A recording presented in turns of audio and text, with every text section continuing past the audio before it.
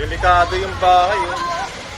Nagliyab ang truck pati ang kalsadang yan sa Cabuyao City sa Laguna. May kargang truck na pintura na kumalat sa paligid dahilan para gumapang ang apoy at maabot pati ang nakaparadang SUV. Sinabayan naman ng ulan ng sunog sa residential storage building na ito sa Santa Cruz, Maynila. Ayon sa mga residente, nagsimula ang sunog na mabilis kumalat sa isang bahay sa Eskinita. Kumpirmadong ang nawawalang babaeng menor de edad ay ang natagpuang bangkay sa loob ng maletang palutang-lutang sa ilog sa San Jose del Monte, Bulacan. Kinilala ng mga kaanak ang labi ng biktima na nawala raw noong February 7. Nagpaalam daw noon ng biktima na pupunta sa bahay ng kanyang kaibigan na nanghingi ng tulong dahil binubugbog umano ng asawa. Tila nag-aalangan pa raw ang biktima pero tumuloy. Nakunan pa sa CCTV ang paglalakad ng biktima papunta sa bahay ng kaibigan niya. February 10 nang i-report sa pulisya na missing na ang biktima hanggang makita kagabi ang bangkay nito sa loob ng maleta. May mga sugat daw sa katawan ng biktima. Patuloy ang investigasyon pero may mga person of interest na sa kaso. Muling nagtungo sa NBI ang DJ at influencer na si Jelly Au para idetalye ang pananakit sa kanya ng fiancé. Ito po, yung sa may noo ko po, feeling ko po kasi kinukuha niya yung buhok ko, parang kinukuha niya tapos ginaganon niya ako habang nagdadrive siya. Sa mata ko po, ganon din po. Kamao niya lang din po yung gamit. Tapos yung ipin ko po na basag. Sobrang seloso po kasi ni parang maliit na bagay po, pinagseselosan niya.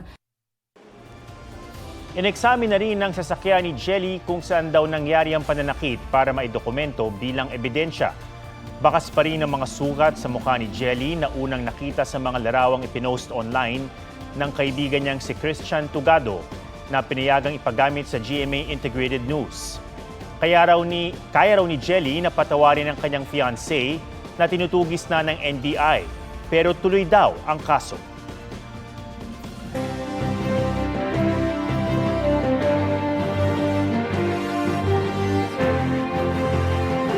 Tuloy sa pangangampanya ang ilang senatorial candidates ngayong araw ng mga puso. Ang kanilang naging aktibidad sa report ni Tina Panganiban Perez.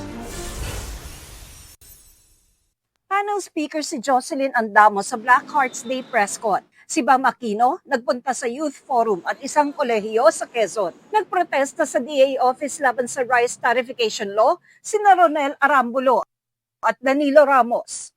Si Teddy Casino nagpunta sa Laguna.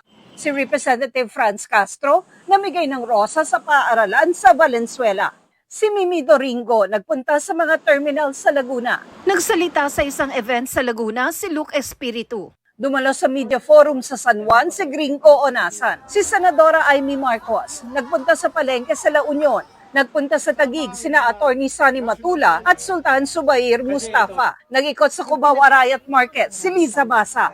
Dumalo si Senador Francis Tolentino sa mass wedding sa Cavite. Patuloy naming sinusundan ang kampanya ng mga tumatakbong senador sa eleksyon 2025. Tina Panganiban Perez, nagbabalita para sa GMA Integrated News.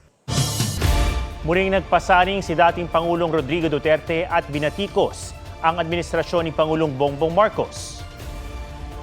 Meron isang presidente na talagang bangag. Hindi naman buang, pero yung bisyo ng droga, long term yan. Maging ulol si Marcos, ang Pilipino na pipika na. Either failed promises, I think the Marcos government has fallen short. Sinabi yan ng dating Pangulo sa PDP Laban Proclamation Rally kagabi.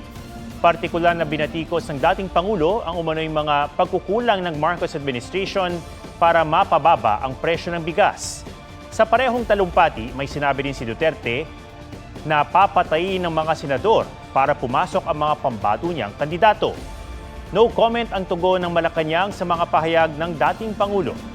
Itong Martes sa campaign kick-off ng administration slate, inungkat ni Marcos sa mga isyong ipinukol sa Duterte administration. Wala sa kanila ang may bahid ng dugo dahil sa tukhang.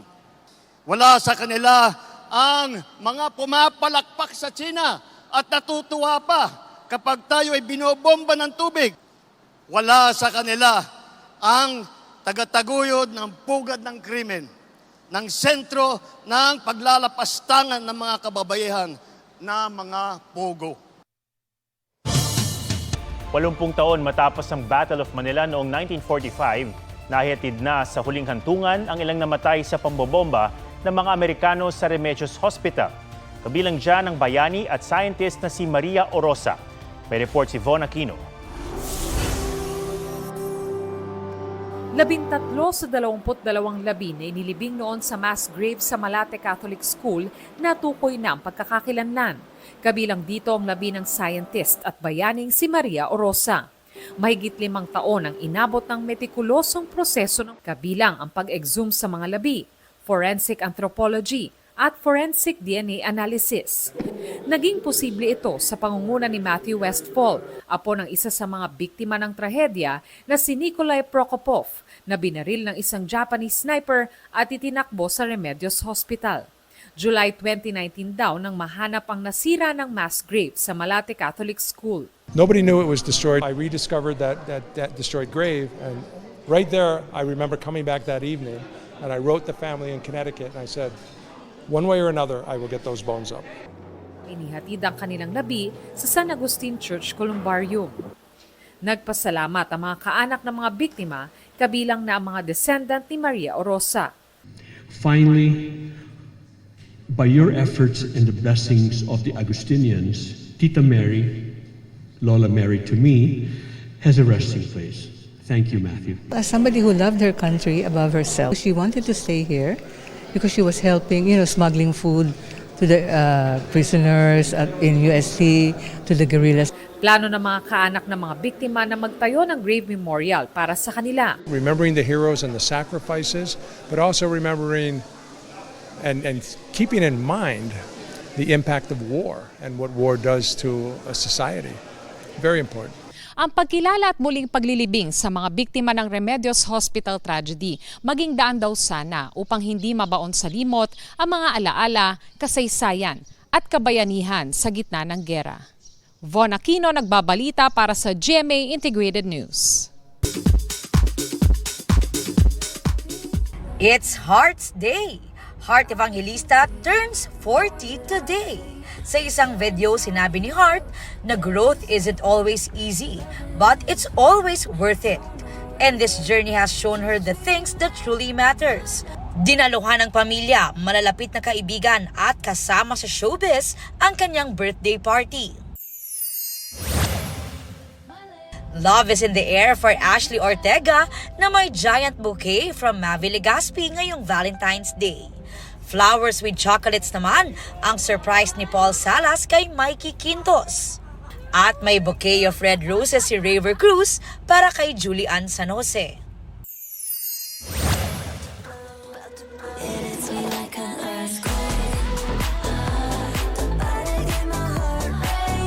In time for V-Day, ang new pop track ni Blackpink Jisoo na Earthquake na tungkol sa intense love.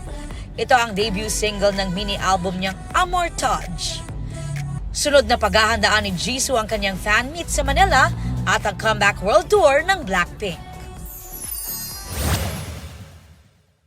Destiny's Child reunited. Beyoncé, Michelle Williams at Kelly Rowland muling nagsama-sama para sa 44th birthday ni Kelly. Aubrey Carampel, updated sa showbiz happenings. Love moves in mysterious ways nga naman. Patunay dyan ang lalaking nakahanap ng panibagong pag-ibig sa babaeng tila ni Reto mismo ng kanyang misis. Ang detalye sa report ni Darlene Kai. Asawa, pag mabiyudo ka, yan na lang ang ligawan mo. Yan umano ang namutawi sa bibig ng asawa ni Reynald noong tila namamaalam na.